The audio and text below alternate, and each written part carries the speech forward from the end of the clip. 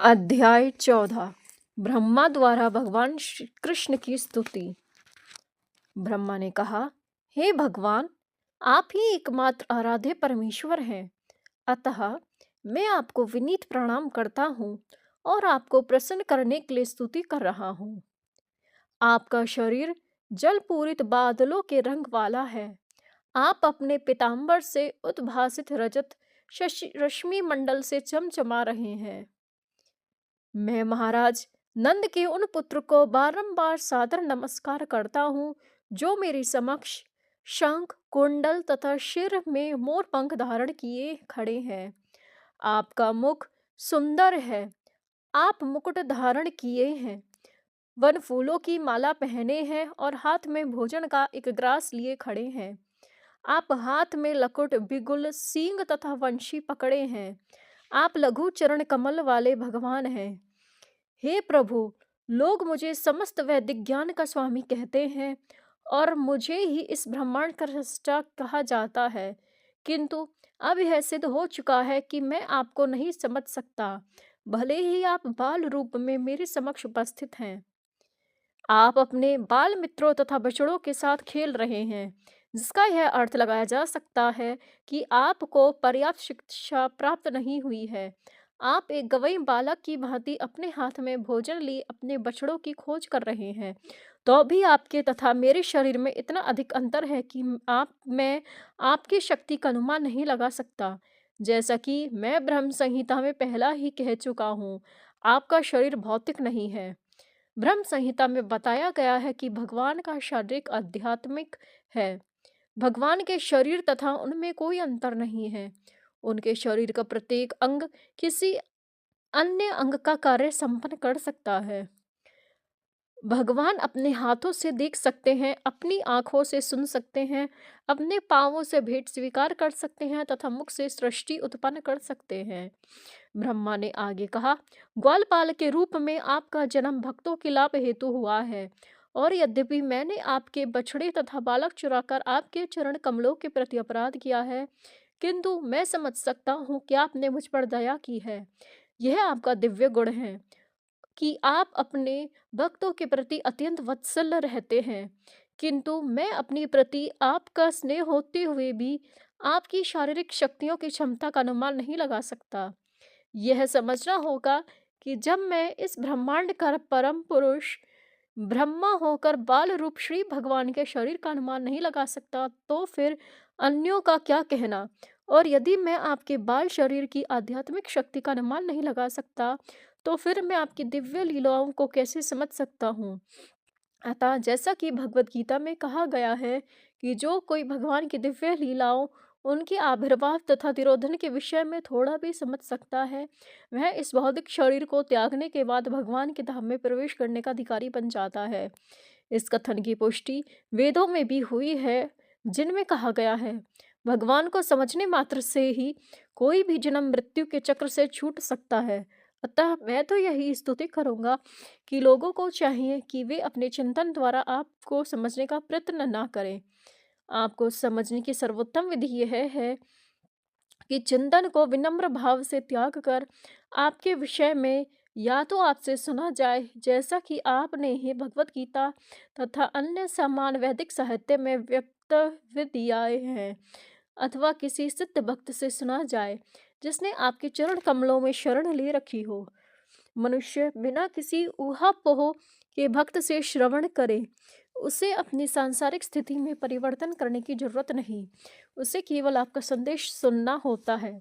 यद्यपि आप भौतिक इंद्रियों द्वारा ज्ञेय नहीं हैं, किंतु केवल आपके विषय में श्रवण करने से अज्ञान के अंधकार को दूर किया जा सकता है। आप अपनी अनुकंपा से ही भक्तों के समक्ष प्रकट होते हैं। आप अन्य किसी साधन द्वारा अज्ञेय हैं। भक्ति के बिना शुष्क ज्ञान आपकी खोज करने में समय का अपव्यय मात्र है। भक्ति इतनी महत्वपूर्ण है कि थोड़े से प्रयास से ही मनुष्य उच्चतम सिद्धि की अवस्था को प्राप्त हो सकता है। अतः मनुष्य को चाहिए कि भक्ति की कल्याणदायिनी विधि की अपेक्षा करके चिंतन विधि का प्रश्रय न ले। चिंतन द्वारा भले ही आपके दृश्य जगत का आंशिक ज्ञान प्राप्त हो ले, किंतु प्रत्येक वस्तु के मूल स्वरूप आपको समझ पाना संभव नहीं है। जो लोग केवल चिंतन में लगे रहते हैं, उनका आपको समझने का प्रयास करना समय के अपव्यय ही है। जैसे धन के लिए भूसे को पीटना, थोड़े से धान को चक्की में दलकर चावल के कुछ दाने प्राप्त किए जा सकते हैं, किंतु धान का छिलका तो पहले ही चक्की से पिस चुका होता है और भूसे की बड़ी मात्रा को पीटने से दाने नहीं निकलते। यह तो व्यर्थ का श्रम है। हे भगवान, मानव समाज के इतिहास में ऐसे अनेक उदाहरण प्राप्त हैं जबकि मनुष्य दिव्य पद प्राप्त न होने पर मन, वचन तथा कर्म से भक्ति में लगकर सिद्धि प्राप्त करके आपके धाम को जा सकता है। भक्ति के बिना चिंतन या ध्यान द्वारा आपको समझने की सारी विधियां व्यर्थ हैं। अतः मनुष्य को चाहिए कि सांसारिक कार्यों में लगे रहकर भी वह आपकी भक्ति करे और आपके दिव्य यश का श्रवण तथा कीर्तन करते हुए आपके निकट रहे। केवल श्रवण तथा कीर्तन से ही मनुष्य आपके धाम में प्रवेश करने की परम सिद्धि को प्राप्त कर सकता है।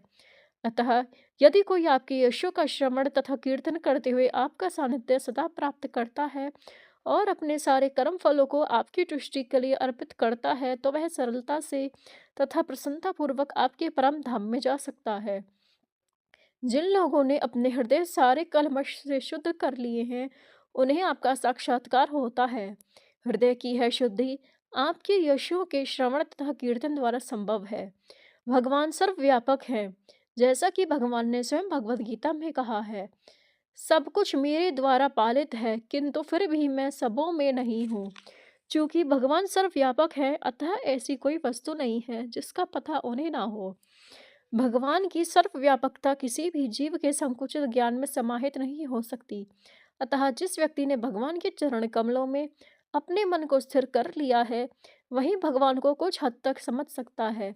मन का तो यह काम ही है कि वह इंद्रिय तृप्ति के लिए विविध विषयों के पीछे दौड़ता रहता है। अतः जो व्यक्ति अपने मन को निरंतर भगवान की सेवा में लगाए रहता है, वही मन को वश में कर सकता है और भगवान के चरण कमलों में स्थिर हो सकता है। भगवान के चरण कमलों में मन की एकाग्रता समाधि कहलाती है।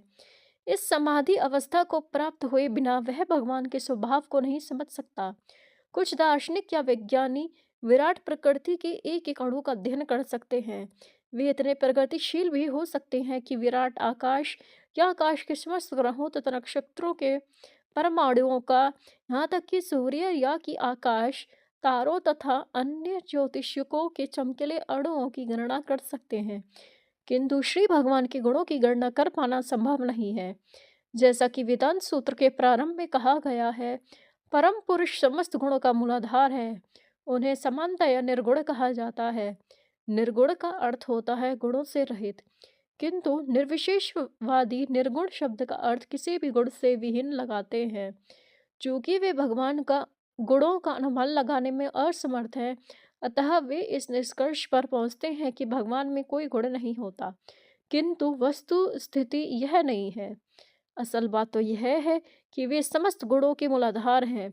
सारे गुण सदा उन्हीं से उद्भूत होते रहते हैं। अतः एक ससीम व्यक्ति किस तरह भगवान के गुणों की गणना कर सकता है? वह किसी एक क्षण के लिए भगवान के गुणों की गणना कर भी ले, किंतु दूसरे ही क्षण इन गुणों की संख्या बढ़ जाती है। अतः भगवान के दिव्य गुणों का अनुमान लगाना संभव नहीं है, इसलिए वे निर्गुण कहलाते हैं, वे जिनके गुणों की गणना नहीं हो सकती। अतः मनुष्य को भगवान के गुणों की गणना के अनुमान का निरर्थक प्रयास नहीं करना चाहिए।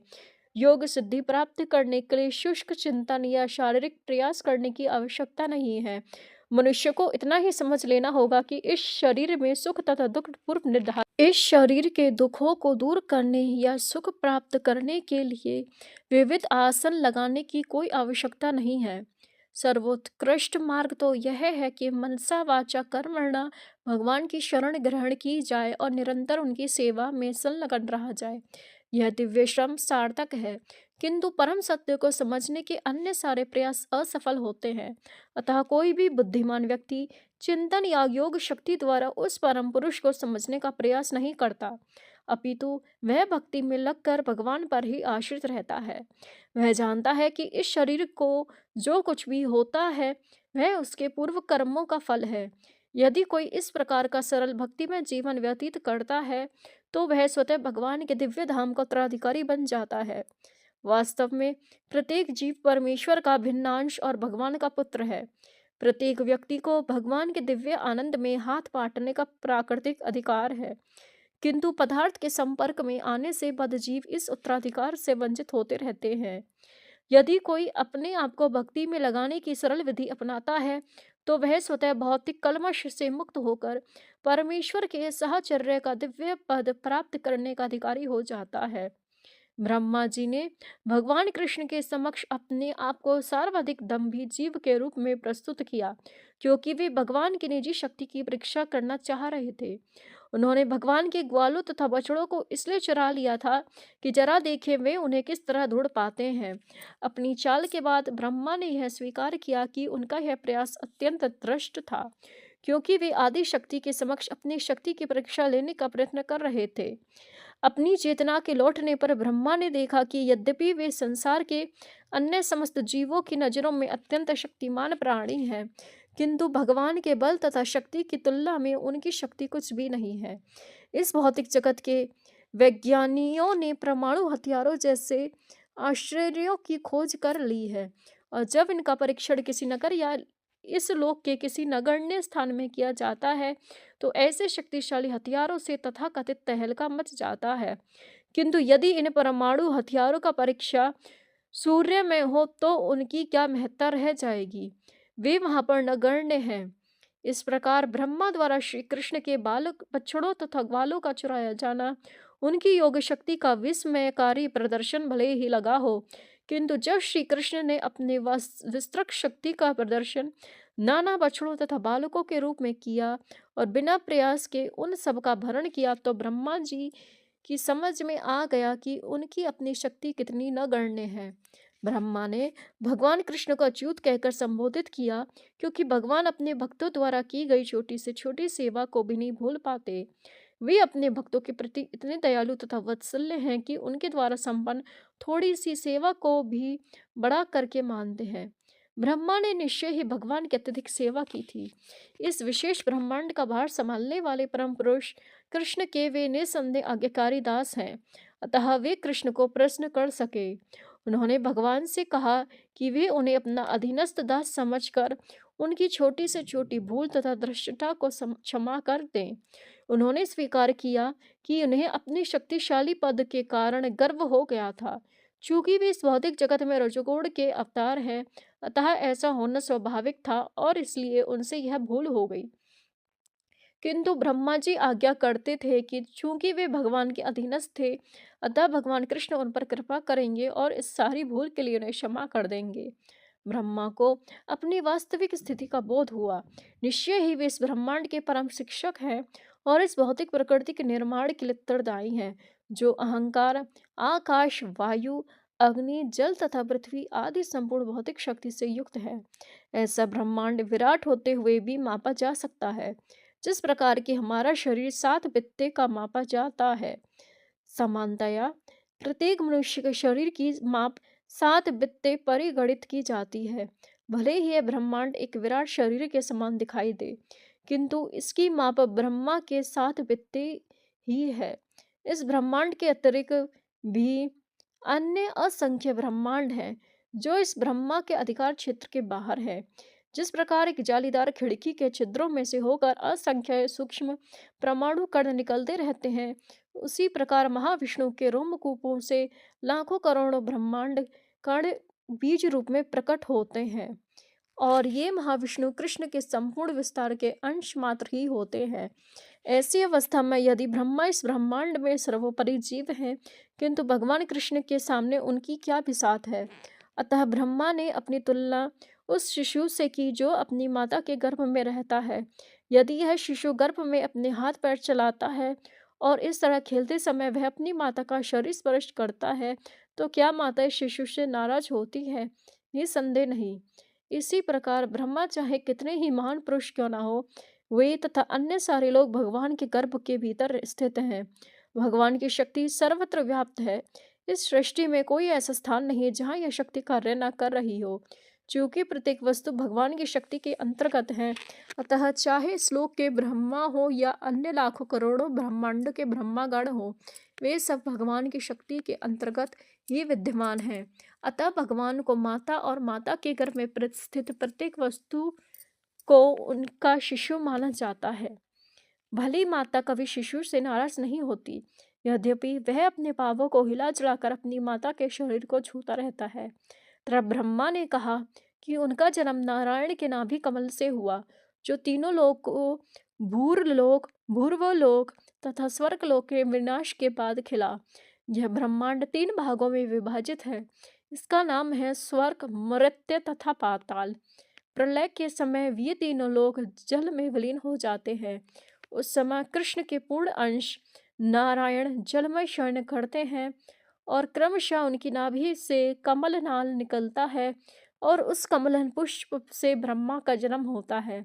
अतः स्वाभाविक तौर पर निष्कर्ष निकलता है कि नारायण ब्रह्मा की माता हैं। चूंकि ब्रह्मांड के विनाश के पश्चात भगवान समस्त प्राणियों के आश्रय हैं, अतः वे नारायण कहलाते हैं। नर का अर्थ है समग्र जीव आत्माएं तथा अयन का अर्थ है आश्रय। गर्भोदक्षाई विष्णु को नारायण कहा जाता है क्योंकि वे जल पर शयन करते हैं तथा साथ ही वे समस्त सजीव प्राणियों के आश्रय भी हैं। इसके अतिरिक्त नारायण प्रत्येक व्यक्ति के हृदय में उपस्थित हैं, जैसा कि भगवत गीता में पुष्टि की गई है। इस अर्थ में भी वे नारायण हैं क्योंकि आश्रय के साथ साथ अयन का एक अर्थ ज्ञान का स्रोत भी है। भगवत गीता में इसकी भी पुष्टि हुई है कि जीव की स्मृति हृदय के भीतर परमात्मा की उपस्थिति के कारण है।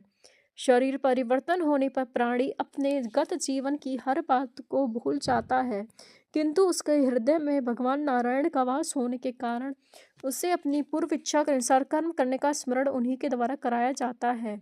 ब्रह्मा जी यह सिद्ध करना चाहते थे कि कृष्ण आदि नारायण हैं, वे ही नारायण के स्रोत हैं और नारायण बहिरंगा शक्ति के प्रदर्शन नहीं, अपितु आध्यात्मिक शक्ति के विस्तार है।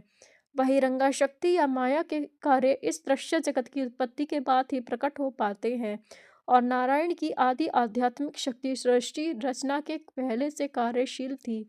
अतः नारायण से दक्षाय विष्णु तक, कारणोदक्षाय विष्णु से गर्भोदक्षाय विष्णु तथा गर्भोदक्षाय विष्णु से क्षीरोदक्षाय विष्णु तथा क्षीरोदक्षाय विष्णु से जन जन के हृदय में वास करने वाले नारायण के विस्तार, कृष्ण के विस्तार और उनकी आध्यात्मिक शक्ति की अभिव्यक्तियां हैं। उनका संचालन भौतिक शक्ति द्वारा न होने के कारण वे क्षणिक नहीं है। माया द्वारा संचालित कोई भी वस्तु क्षणिक होती है, किंतु आध्यात्मिक शक्ति द्वारा संचालित कोई भी वस्तु शाश्वत है। ब्रह्मा ने अपने कथन की पुनः पुष्टि की कि भगवान कृष्ण आदि नारायण हैं। उन्होंने कहा कि विराट शरीर अब भी गर्भोदक सागर में लेटा हुआ है। वे इस प्रकार बोले, ब्रह्मांड रूपी यह विराट शरीर आपकी शक्ति की एक अन्य अभिव्यक्ति है। जल में शयन करने के कारण यह विराट रूप नारायण भी है और हम सब इस नारायण रूप के गर्भ में स्थित हैं। मुझे आपके विभिन्न नारायण रूपों का सर्वत्र दर्शन हो रहा है। मैं आपका दर्शन जल में, अपने हृदय में और अब आपके समक्ष भी कर रहा हूँ। आप ही आदि नारायण हैं। हे प्रभु, आपने इस अवतार में यह सिद्ध कर दिया कि आप माया के परम नियंता हैं। आप ही इस जगत में रहते हैं, किंतु यह सारा जगत आपके भीतर है। यह तथ्य आप पहले ही सिद्ध कर चुके हैं कि आप अपनी माता के समक्ष अपने मुख के भीतर सारे ब्रह्मांड को प्रदर्शित किया था। आप बिना किसी बाहरी सहायता के अपनी योग माया के अकल्पनीय शक्ति से ऐसी वस्तुएं बना सकते हैं। हे कृष्ण, हम इस समय जिस सारे दृश्य जगत को देख रहे हैं वह आपके शरीर के भीतर है। फिर भी मैं आपको शरीर के बाहर देख रहा हूँ और आप भी मुझे बाहर देख रहे हैं। ऐसे कार्य आपकी अकल्पनीय शक्ति से प्रभावित हुए बिना कैसे घटित हो सकते हैं। यहाँ पर ब्रह्मा ने इस बात पर बल दिया कि श्री भगवान की अकल्पनीय अचिंत शक्ति को स्वीकार किए बिना वस्तुओं की जिस रूप में है उस रूप में व्याख्या नहीं की जा सकती। उन्होंने आगे कहा, हे प्रभु, यदि हम सारी अन्य बातों को छोड़कर केवल आज जो कुछ हुआ, मैंने जो देखा है, उस पर विचार करें तो क्या आप यह सब आपकी शक्ति के कारण नहीं हुआ। सर्वप्रथम मैंने आपको अकेला देखा, तत्पश्चात अपना विस्तार करके अपने ग्वाल मित्रों, बछड़ों तथा वृंदावन की प्रत्येक वस्तु में कर लिया। फिर मैंने आपको तथा सारे बालकों तथा बछड़ों को चतुर्भुज विष्णु के रूप में देखा, जिसकी पूजा सारे तत्व तथा मुझ सहित सारे देवता कर रहे थे। वे फिर से ग्वाल बाल अदृश्य हो गए और आप पूर्ववत अकेले रह गए। क्या इसका यह आश्चर्य नहीं है कि आप परमेश्वर नारायण हैं, जो प्रत्येक वस्तु के आदि हैं तथा सभी वस्तुएं आपसे निकलती हैं और पुनः आपके शरीर में प्रवेश करती हैं और आप जैसे के तैसे बने रहते हैं। जो व्यक्ति आपकी अचिंतनीय शक्ति से परिचित नहीं है, वे यह नहीं समझ सकते कि अकेले आप ही सृष्टा, ब्रह्मा, पालक विष्णु तथा संहारकर्ता शिव के रूप में अपना विस्तार करते हैं। जो लोग वस्तुओं को ठीक ठीक नहीं जानते, वे मुझ ब्रह्मा को सृष्टा, विष्णु को पालक तथा शिव को संहारकर्ता के रूप में समझते हैं। वास्तव में आप ही सब कुछ हैं, सृष्टा, पालक तथा संहारकर्ता। इसी प्रकार आप अपना विस्तार विभिन्न अवतारों के रूप में करते हैं। देवताओं में आप वामन देव के रूप में, महान ऋषियों में परशुराम के रूप में और मनुष्यों में आप स्वयं के रूप में भगवान कृष्ण अथवा भगवान राम के रूप में, पशुओं में वराह रूप में तथा जलचरों में मत्स्य के रूप में अवतरित होते हैं। फिर भी आपका कोई स्वरूप नहीं है, आप शाश्वत हैं। आपका प्रकाट्य तथा तिरोधन आपकी अचिंतनीय शक्ति से भक्तों को सुरक्षा प्रदान करने तथा असुरों के विनाश के लिए होता है। हे भगवान, हे सर्वव्यापी भगवान, हे परमात्मा, हे समस्त योग शक्तियों के नियंता, इन तीन जगतों में आपकी दिव्य लीलाओं का सही सही आकलन करने में कोई भी व्यक्ति समर्थ नहीं है। कोई इसका अनुमान नहीं लगा सकता कि आपने अपनी योग माया तथा अवतारों का कैसे विस्तार किया और आप अपनी दिव्य शक्ति से किस प्रकार कार्य करते हैं। हे भगवान, यह सारा दृश्य जगत स्वप्न तुल्य है और इसका क्षणिक अस्तित्व मन को विचलित कर देता है। फलतः हम इस जगत में चिंताओं से परिपूर्ण रहते हैं और इस भौतिक जगत में रहने का अर्थ है मात्र दुख और कलेश। और इस जगत का क्षणिक अस्तित्व मोह तथा प्रिय लगता है, क्योंकि यह आपके सच्चिदानंद शरीर से उत्पन्न है। अतः मैं इस निष्कर्ष पर पहुंचता हूँ कि आप परमात्मा, परम सत्य तथा आदि पुरुष हैं। और यद्यपि आपने अपनी अचिंतनीय दिव्य शक्तियों के द्वारा अपने आप को अनेक विष्णु रूपों या जीवों तथा शक्तियों में विस्तारित कर रखा है, किंतु आप परम अद्वितीय हैं। आप परम परमात्मा हैं। असंख्य जीव मूल अग्नि के स्फुलिंग मात्र की भांति हैं। हे भगवान, परमात्मा को निर्गुण मानना असत्य है, क्योंकि मैं देख रहा हूँ कि आप ही आदि पुरुष हैं। एक अल्पज्ञ व्यक्ति सोच सकता है कि महाराज नंद के पुत्र होने के कारण आप आदि पुरुष नहीं हैं और एक मनुष्य के भांति उत्पन्न हुए हैं, किंतु वे सब भूल रहे हैं। आप वास्तविक आदि पुरुष हैं, ऐसा मेरा निष्कर्ष है। आप नंद के पुत्र होकर भी आदि पुरुष हैं और इसमें कोई संदेह नहीं है। आप परम सत्य हैं और इस भौतिक अंधकार से संबंध नहीं है। आप मूल ब्रह्म ज्योति तथा सूर्य, चंद्र एवं नक्षत्रों जैसे भौतिक ज्योतिषिकों के स्रोत हैं। आपका दिव्य तेज ब्रह्म ज्योति के समरूप है, जैसा कि ब्रह्म संहिता में कहा गया है। ब्रह्म ज्योति और कुछ न होकर साक्षात आपका शारीरिक तेज है। विष्णु के अनेक अवतार हैं और आपके विभिन्न गुणों के भी अवतार हैं, किंतु वे सब अवतार समान स्तर के नहीं हैं। आप आदि दीपक हैं। अन्य अवतारों में भी आदि दीपक जैसी प्रकाश शक्ति हो सकती है, किंतु आदि दीपक सारे प्रकाश का शुभारंभ है।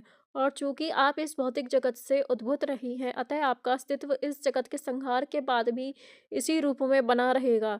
चूंकि आप आदि पुरुष हैं, अतः आपको गोपाल तापनी उपनिषद तथा ब्रह्म संहिता में गोविदम आदि पुरुषम कहा गया है। गोविंद आदि पुरुष और सब कारणों के कारण हैं। भगवत गीता में भी कहा गया है कि आप ही ब्रह्म तेज के स्रोत हैं। किसी को यह निष्कर्ष नहीं निकालना चाहिए कि आपका शरीर किसी सामान्य भौतिक शरीर के समान है। आपका शरीर अक्षर है। भौतिक शरीर सदा ही त्रिविध तापों से पूर्ण रहता है, किंतु आपका शरीर सच्चिदानंद विग्रह है, अर्थात आनंद, ज्ञान तथा अमरता से पूर्ण है।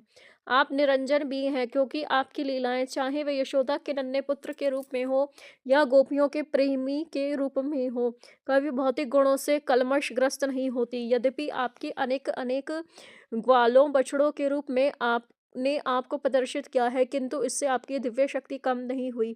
आप सदैव पूर्ण रहते हैं, जैसा कि वैदिक साहित्य में वर्णित है। यदि पूर्ण परम सत्य में से पूर्ण घटाया भी जाए तो पूर्ण परम सत्य ही शेष बचता है। और यद्यपि पूर्ण के अनेक विस्तार देखने में आते हैं, पूर्ण अद्वितीय ही रहता है। चूंकि आपकी सारी लीला आध्यात्मिक है, अतः प्रकृति के गुणों द्वारा उनके कलमशग्रस्त होने की कोई संभावना नहीं रहती। जब आप अपने पिता नंद तथा माता यशोदा के अधीन रहते हैं तो आपकी शक्ति घटती नहीं। यह अपने भक्तों के प्रति आपके वात्सल्य की अभिव्यक्ति है। आपके अतिरिक्त आपकी स्पर्धा करने वाला कोई अन्य नहीं है। अल्पज्ञ व्यक्ति समझता है कि आपकी लीलाएं तथा आविर्भाव केवल भौतिक उपाधियां हैं। आप अज्ञान तथा ज्ञान से परे हैं। जैसा कि गोपाल तापनी उपनिषद से पुष्टि होती है, आप मूल अमृत है, अक्षय हैं, जैसा कि वेदों में पुष्टि हुई है। अमृतम शाश्वतम ब्रह्मे, ब्रह्म नित्य प्रत्येक वस्तु की परम उत्पत्ति है, जिसका ना तो जन्म होता है और ना मृत्यु। उपनिषदों में कहा गया है कि परम ब्रह्म सूर्य के समान तेजस्वी तथा प्रत्येक वस्तु का मूल है, और जो कोई भी उस मूल पुरुष को समझ सकता है वह भौतिक पद जीवन से मुक्त हो जाता है। जो भी भक्ति द्वारा आप में निरुक्त हो सकता है वह आपकी वास्तविक स्थिति, आपका जन्म, प्रादुर्भाव, तिरोधान तथा कार्यकलाप जान सकता है। जैसा कि भगवत गीता में पुष्टि की गई है, आपकी स्वाभाविक स्थिति, प्रादुर्भाव तथा तिरोधान को जान लेने से ही मनुष्य तुरंत इस शरीर को त्याग कर आध्यात्मिक लोक को प्राप्त होता है। अतः भौतिक अज्ञान के सागर को तरने के लिए बुद्धिमान मनुष्य आपके चरण कमलों की शरण ग्रहण करता है और अत्यंत सुगमता पूर्वक आध्यात्मिक जगत को चला जाता है। ऐसे अनेक तथाकथित ध्यानी हैं जिन्हें यह पता नहीं है कि आप परम आत्मा हैं। जैसा कि भगवत गीता में कहा गया है, आप प्रत्येक हृदय में स्थित परमात्मा हैं, अतः आपसे परे किसी वस्तु के विषय में ध्यान करने की कोई आवश्यकता नहीं है। जो भी आपके मूल कृष्ण रूप के ध्यान में सदा मग्न रहता है वह भौतिक अज्ञान सागर को सरलता से पार कर लेता है। किंतु जो लोग यह नहीं जानते कि आप परम आत्मा हैं, वे अपने तथाकथित ध्यान के बावजूद इसी संसार में रहते जाते हैं।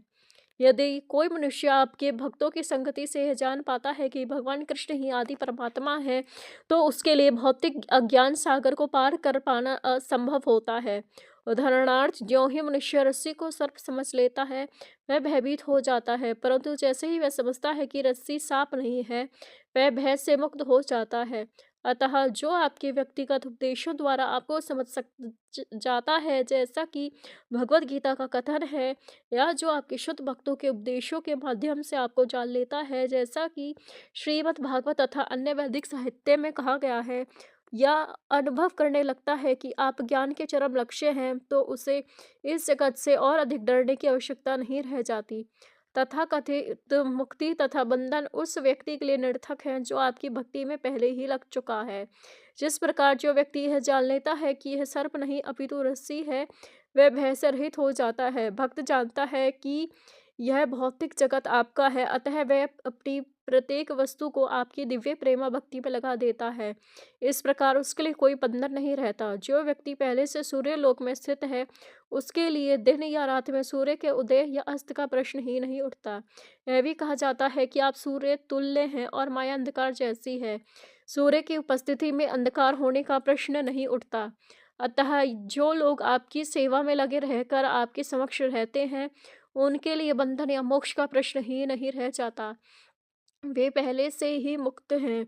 दूसरी ओर जो लोग आपके चरण कमलों की शरण ग्रहण किए बिना ही अपने आप को मुक्त समझते हैं, वे नीचे गिर जाते हैं, क्योंकि उनकी बुद्धि विमल नहीं होती। अतः यदि कोई यह सोचता हो कि परमात्मा आपसे भिन्न कोई वस्तु है और इस तरह वह परमात्मा को या परम ब्रह्म को अन्यत्र जंगलों या हिमालय की गुफाओं में ढूंढता है, तो उसकी दशा अत्यंत दयनीय है। भगवत गीता में आपने उपदेश दिया है कि मनुष्य को आत्म साक्षात्कार की अन्य समस्त विधियों का परित्याग करके केवल आपकी शरण ग्रहण करनी चाहिए, क्योंकि वही पूर्ण है। चूंकि आप हर प्रकार से सर्वोपरि हैं, अतः जो लोग ब्रह्म तेज की खोज में हैं वे भी आपको ही खोजते हैं, और जो लोग परमात्मा के साक्षात्कार की खोज में हैं वे भी आपको ही खोजते रहते हैं। आपने भगवत गीता में कहा है कि आप स्वयं अपने आंशिक निरूपण से परमात्मा के रूप में इस दृश्य भौतिक जगत में प्रवेश किए हुए हैं। आप हर एक के हृदय में उपस्थित हैं और परमात्मा को अन्यत्र कहीं ढूंढने की आवश्यकता नहीं है। यदि कोई ऐसा करता है तो वह ज्ञानवश करता है। जो ऐसी स्थिति से ऊपर है वह जानता है कि आप असीम हैं, आप भीतर भी हैं तथा बाहर भी, अतः आप सर्वत्र हैं। परमात्मा को अन्यत्र न ढूंढकर भक्त अपने मन को अपने भीतर आप पर ही एकाग्र करता है। वास्तव में जो देहात्म बुद्धि से मुक्त है वह ही आपकी खोज कर सकता है, अन्य कोई नहीं कर सकता। रस्सी को सर्प समझने की उपमा केवल उन पर लागू होती है जो अभी भी आपके विषय में अज्ञानी बने हुए हैं। वास्तव में जब मनुष्य रस्सी को सर्प समझ लेता है तो उसका अस्तित्व केवल मन के भीतर है। इसी तरह माया का अस्तित्व केवल मन के भीतर होता है। माया आपके प्रति अज्ञानता के कारण अतिरिक्त और कुछ भी नहीं है। जब कोई आपके व्यक्तित्व को भूल जाता है वह माया की बद्ध अवस्था में होता है। अतः जो भीतर तथा बाहर से आप में स्थिर हो चुका है वह मोहग्रस्त नहीं होता। जिसे कुछ भक्ति प्राप्त हो चुकी है वह आपकी महिमा को समझ सकता है। यदि कोई ब्रह्म साक्षात्कार या परमात्मा साक्षात्कार के लिए भी प्रयास करता है तो वह आपके विभिन्न रूपों को तब तक नहीं समझ पाता जब तक वह भक्ति का थोड़ा सा फल ना पा ले। कोई व्यक्ति अनेक निर्विशेषवादियों का गुरु हो सकता है, यह जंगल अथवा पर्वत की गुफा में जा सकता है और अनेकानेक वर्षों तक साधु की तरह ध्यान कर धर सकता है, किंतु वह तब तक आपकी महिमा को नहीं समझ सकता जब तक उसे कुछ भक्ति प्राप्त ना हो ले।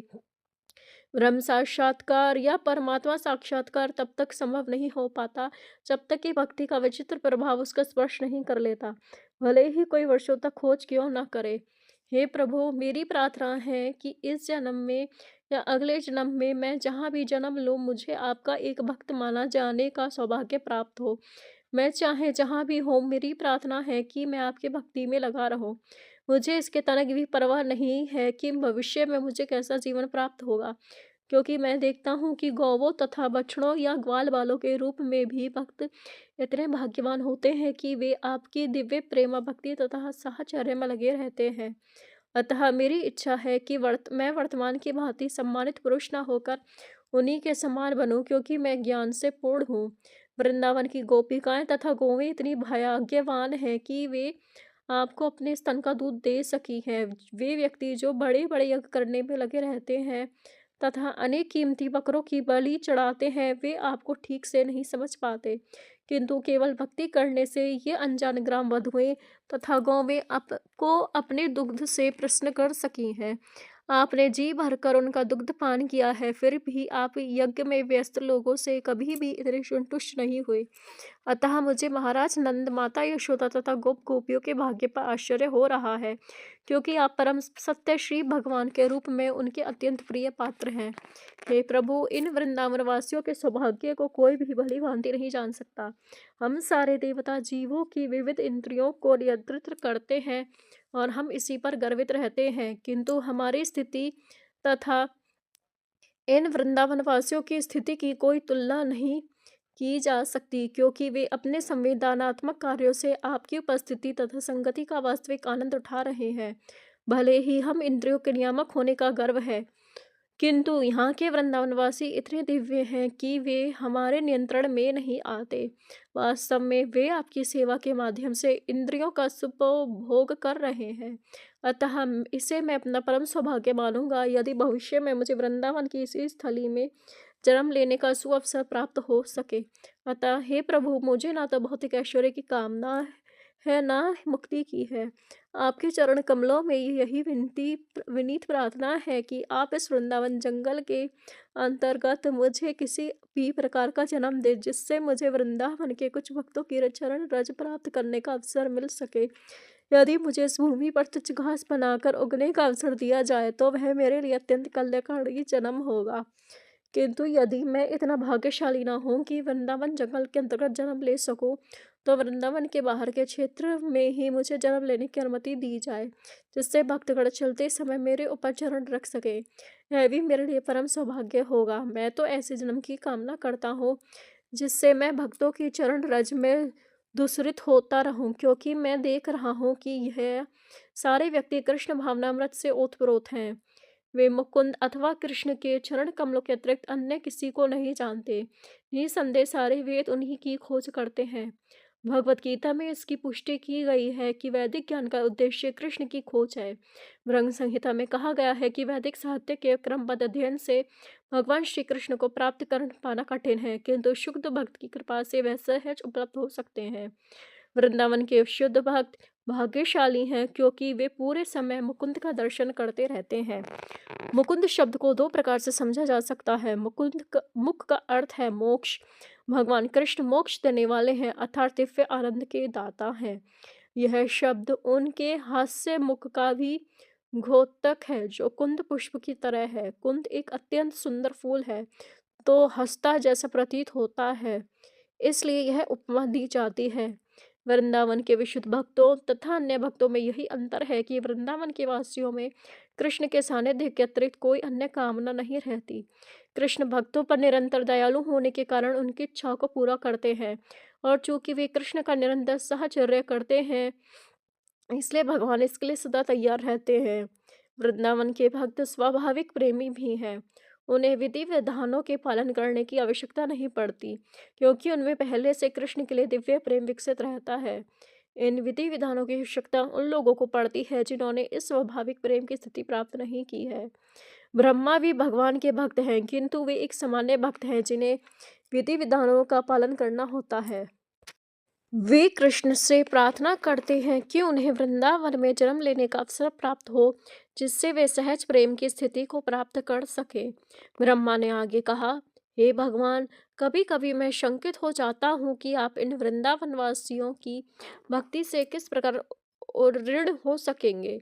यद्यपि मैं जानता हूँ कि आप समस्त आशीषों के परम स्रोत हैं, किंतु मैं यह सोचकर आशंका में पड़ जाता हूँ कि आप वृंदावन के वासियों की जितनी सेवाएं प्राप्त कर रहे हैं उनसे किस प्रकार ऋण हो सकेंगे। मैं सोचता हूँ कि आप कितने दयालु कितने उदार हैं कि पूतना भी जो अत्यंत वात्सल्यमयी माता का वेश धारण करके आपको ठगने आई थी, मोक्ष तथा असली माता का पद प्राप्त कर सकी। उसी कुल के अन्य असुरों तथा अघासुर तथा बकासुर को भी मोक्ष मिला और वे आपको पा सके। ऐसी अवस्था में मुझे आश्चर्य हो रहा है। इन वृंदावन वासियों ने आपको सर्वस्व अपना शरीर मन प्रेम तथा घर अपना धन दौलत अर्पित कर दिया है। उनकी हर वस्तु आपके काम में लाई जाती है, अतः उनके इस ऋण को आप किस प्रकार चुका सकेंगे। आपने स्वयं को पहले ही पूतना को समर्पित कर दिया है। मेरी निश्चित धारणा है कि आप वृंदावन वासियों की प्रेमपूर्ण सेवा से कभी भी और ऋण नहीं हो सकेंगे, सदैव उनके ऋणी बने रहेंगे। हे प्रभु, मैं जानता हूँ कि वृंदावन वासियों की सेवोत्कृष्ट इसलिए है क्योंकि वे अपनी सारी भावनाओं को आपकी सेवा में हर समय रत रखते हैं। कहा जाता है कि भौतिक वस्तुओं तथा घर के प्रति आसक्ति का कारण मोह है जिससे जीव इस संसार में बंध जाता है, किंतु ऐसा उन लोगों के साथ होता है जो कृष्ण भावना भावित नहीं होते। वृंदावन वासियों के साथ ऐसे अवरोध यथा घर बार की आसक्ति है ही नहीं, चूंकि उनकी आसक्ति आप में केंद्रित हो चुकी है और उनके घर मंदिर बन चुके हैं क्योंकि आप वहाँ सदैव उपस्थित रहते हैं और चूंकि वे आपके लिए सब कुछ भूल चुके हैं, अतः उनके समक्ष कोई अवरोध नहीं रह गया। कृष्ण भावना भावित व्यक्ति के लिए घर बार जैसी वस्तु का ना तो अवरोध है ना कोई मोह। मैं यह भी जानता हूँ कि एक नन्हे ग्वाल बाल के रूप में आपका प्राकट्य कोई भौतिक क्रिया नहीं है। आप उनके प्रेम के प्रति अत्यधिक कृतज्ञ हैं और आप अपनी दिव्य उपस्थिति के द्वारा उन्हें अधिकाधिक प्रेमा भक्ति के लिए प्रेरित करने आए हैं। वृंदावन में भौतिक तथा आध्यात्मिक वस्तुओं में कोई अंतर नहीं है क्योंकि प्रत्येक वस्तु आपकी सेवा में समर्पित है। हे भगवान, आपकी ये वृंदावन लीलाएं आपके भक्तों को प्रेरणा देने के लिए है ही है। यदि कोई आपकी वृंदावन लीलाओं को ऐसा मानता है तो वह भ्रम में होगा। हे कृष्ण, जो लोग यह कहकर आपकी हंसी उड़ाते हैं कि आपको सामान्य पुरुष जैसा भौतिक शरीर प्राप्त हुआ है, उन्हें भगवत गीता में आसुरी तथा अल्पज्ञ कहा गया है। आप तो सदैव दिव्य हैं। अभक्त लोग इसलिए ठगे जाते हैं क्योंकि वे आपकी उत्पत्ति भौतिक मानते हैं। वस्तुतः आपने यह सामान्य ग्वाल बाल का शरीर अपने भक्तों की श्रद्धा तथा उनके दिव्य आनंद बढ़ाने के लिए धारण किया है। हे भगवान, मुझे उन लोगों के विषय में कुछ नहीं कहना जो यह विज्ञापित करते हैं कि उन्हें ईश्वर का साक्षात्कार हो चुका है या आपकी अनुभूति के कारण वे स्वयं ईश्वर बन गए हैं। किंतु जहाँ तक मेरा प्रश्न है, मैं यह स्पष्ट स्वीकार करता हूँ कि मेरे लिए मनसा वाचा या कर्मणा आपको समझ पाना संभव नहीं है। भला मैं आपके विषय में कह ही क्या सकता हूँ। या आपको अपनी इंद्रियों के द्वारा किस तरह समझा सकता हूँ। मैं इंद्रियों के स्वामी मन के द्वारा आपके विषय में ठीक से सोच भी नहीं सकता। इस संसार में कोई ऐसा भी व्यक्ति नहीं जो आपके गुणों, कार्यों तथा आपके शरीर के विषय में कल्पना भी कर सके। केवल आपकी कृपा से ही कोई कुछ हद तक जान सकता है कि आप क्या हैं। हे स्वामी, आप समस्त सृष्टि के परमेश्वर हैं। यद्यपि भ्रांतिवश कभी कभी मैं अपने आप को इस ब्रह्मांड का स्वामी मान बैठता हूँ, मैं इस ब्रह्मांड का स्वामी हूँ भी, तो ऐसे तो असंख्य ब्रह्मांड है और ऐसे असंख्य ब्रह्मा है जो इन ब्रह्मांडों के नियामक है, किंतु वास्तव में आप उन सबके स्वामी हैं। प्रत्येक प्राणी के हृदय में परमात्मा स्वरूप रहकर आप हर बात जानते हैं, अतः आप मुझे अपनी शरण में ले ले।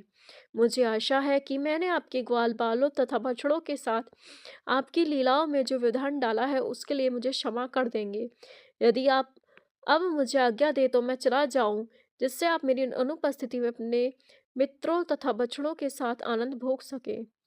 हे कृष्ण, आपका नाम ही यह बताता है कि आप सबों को आकर्षित करने वाले हैं। सूर्य तथा चंद्रमा का आकर्षण आपके ही कारण है। सूर्य के आकर्षण द्वारा आप यदुवंश को सौंदर्य प्रदान कर रहे हैं। चंद्रमा के आकर्षण के कारण आप भूमि, देवताओं, ब्राह्मणों, गायों तथा सागरों की शांति बढ़ा रहे हैं। आपके परम आकर्षक के कारण ही कंस आदि असुरों का संहार हुआ। अतः मैं इस निष्कर्ष पर पहुंचा हूँ कि इस सृष्टि में आप ही एकमात्र पूजनीय विग्रह हैं। कृपया इस जगत के संहार तक मेरा सादर नमस्कार स्वीकार करें। जब तक इस जगत में सूर्य का प्रकाश है तब तक मेरा विनीत प्रणाम स्वीकार करें।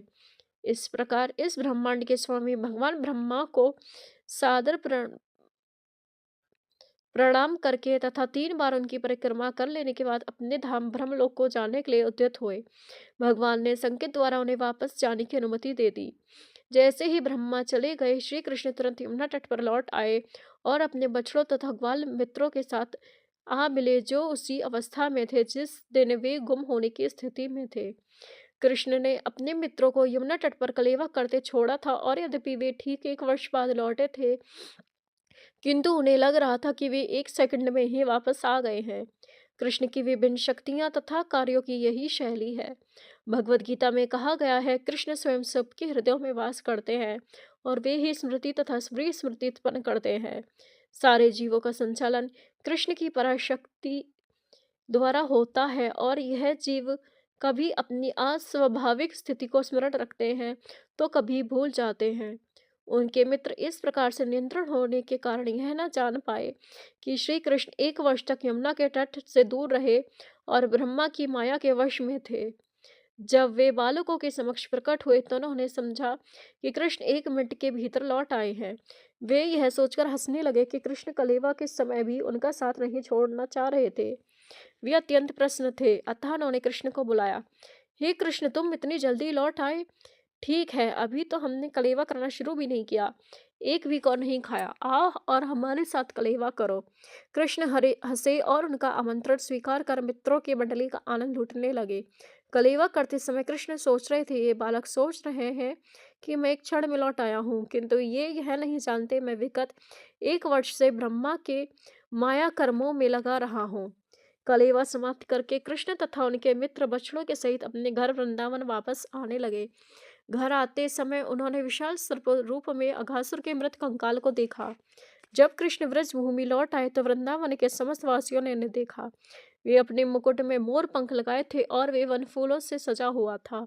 उन्होंने फूलों की मालाएं भी पहन रखी थी और गोवर्धन पर्वत की गुफाओं से एकत्र किए गए विविध रंगीन खनिजों से शरीर को रंग रखा था।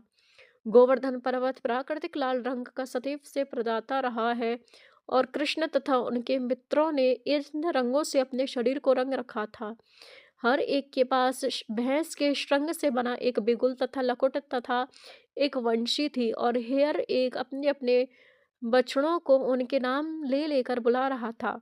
उन्होंने कृष्ण के अद्भुत कार्यों पर इतना गर्व था कि जब वे गांव में प्रवेश कर रहे थे तो सबों ने कृष्ण का यशगान किया। वृंदावन के समस्त गोपियों ने सुंदर कृष्ण को गांव में घुसते देखा। बालकों ने सुंदर सुंदर गीत बनाए, जिनमें इसका वर्णन था कि वे किस प्रकार भयंकर सर्प द्वारा लिए जाने से बच गए थे और सर्प किस तरह मारा गया। कोई कृष्ण को यशोदा का पुत्र कहता तो कोई नंद महाराज का। वे कहने लगे, वे इतने अद्भुत हैं कि उन्होंने हमें भयंकर सर्प के चुंगल से बचाया और उसका वध किया, किंतु उन्हें इसका बिल्कुल पता न था कि अघासुर को हमारे 1 वर्ष का समय हो गया था। इस प्रसंग में महाराज परीक्षित ने सुखदेव गोस्वामी से पूछा कि वृंदावन वासियों में सहसा कृष्ण के प्रति इतना प्रेम क्यों बढ़ने लगा, यद्यपि कृष्ण उनके परिवारों के सदस्य न थे। महाराज परीक्षित ने पूछा, असली ग्वाल बालों की अनुपस्थिति में जब कृष्ण ने अपना विस्तार किया, तो फिर इन ग्वाल बालों के माता पिता अपने पुत्रों की अपेक्षा कृष्ण के प्रति इतने वत्सल क्यों हो उठे? यही नहीं, गौवें भी इन बछड़ों के प्रति अपनी निजी बछड़ों की अपेक्षा क्यों अधिक स्नेहिल हो गई? शुकदेव गोस्वामी ने महाराज परीक्षित को बताया कि प्रत्येक जीव मूलतः अपने प्रति अत्यधिक आसक्त होता है। घर, परिवार, मित्र, देश, समाज, संपत्ति, ऐश्वर्य, यश जैसी बाह्य सामग्रियों जीव को प्रसन्न करने में केवल गौण है। ये सब इसलिए अच्छी लगती हैं क्योंकि इनसे सुख प्राप्त होता है। इसलिए मनुष्य आत्म केंद्रित होता है और शरीर तथा आत्म के प्रति वह पत्नी, संतान तथा मित्र जैसे परिजनों की अपेक्षा अधिक अनुरक्त रहता है। यदि किसी के ऊपर कोई आसन्न संकट आता है तो वह पहले अपनी रक्षा करता है और दूसरे की बाद में। यह स्वाभाविक भी है। इसका अर्थ यह हुआ कि वह अन्य किसी वस्तु की अपेक्षा अपने आप को प्यार करता है। तत्पश्चात दूसरी वस्तु जो उससे स्वयं के बाद प्रिय होती है वह उसका भौतिक शरीर है। जिस व्यक्ति को आत्मा के विषय में कुछ नहीं पता रहता, वह अपने शरीर के प्रति अत्यधिक आसक्त रहता है। यहाँ तक कि बुढ़ापे में भी वह अपने शरीर को कई कृत्रिम साधनों से बनाए रखना चाहता है, क्योंकि वह सोचता है कि उसका वृद्ध तथा जर्जर शरीर बचाया जा सकता है। प्रत्येक व्यक्ति या तो देहात्म बुद्धि के कारण या आध्यात्मिक बोध के कारण अपने आप को आनंद प्रदान करने के लिए अनिर्षक श्रम करता रहता है। हम भौतिक वस्तुओं के प्रति इसलिए आसक्त रहते हैं क्योंकि वे इंद्रियों को या शरीर को सुख प्रदान करती हैं। इस शरीर के प्रति आसक्ति का एकमात्र कारण यह ही है कि इस शरीर के भीतर मैं अर्थात आत्मा है। इसी प्रकार जब मनुष्य रूप पर उठता जाता है तो वह समझने लगता है कि आत्मा प्रिय है, क्योंकि यह कृष्ण का अंश है। अंतोतगत्वा कृष्ण ही प्रिय एवं आकर्षण है। वे ही हर वस्तु की परमात्मा है और हमें यही जानकारी देने के लिए कृष्ण अवतरित होते हैं और बताते हैं कि वे ही समस्त आकर्षण के केंद्र हैं। कृष्ण का अंश बने बिना कुछ भी आकर्षक नहीं है। दृश्य जगत में जो भी आकर्षण है वे कृष्ण के कारण है। अतः कृष्ण समस्त आनंद के सागर है। कृष्ण ही प्रत्येक वस्तु के सक्रिय तत्व हैं और जितने परम सिद्ध अध्यात्मवादी हैं वे हर वस्तु को उन्हीं से संबंधित देखते हैं। चैतन्य चरितामृत में यह कहा गया है कि महाभागवत अर्थात अत्यंत सिद्ध भक्त कृष्ण को समस्त चराचर जीवों का सक्रिय तत्व मानता है। अतः वह इस दृश्य जगत की प्रत्येक वस्तु को कृष्ण से संबंधित देखता है। जिस भाग्यशाली व्यक्ति ने कृष्ण की शरण ग्रहण कर ली है उसके लिए पहले से मुक्ति रखी है।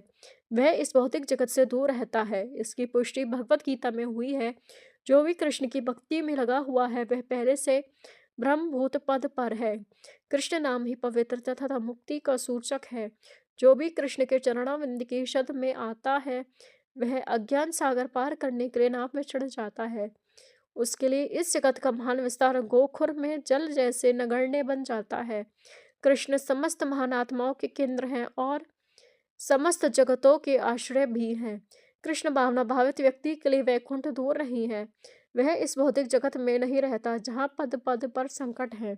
इस प्रकार सुखदेव गोस्वामी ने परीक्षित महाराज से पूरी तरह कृष्ण भावनामृत की व्याख्या की। यहाँ तक कि सुखदेव जी ने उन्हें भगवान ब्रह्मा के वक्तव्य तथा प्रार्थनाएं भी सुनाई। भगवान कृष्ण की ये बाल लीलाएं, बालकों के साथ क्रीड़ा करना, यमुना तट पर उनके साथ कलेवा करना तथा ब्रह्मा द्वारा उनकी स्तुति, ये सारी घटनाएं दिव्य हैं।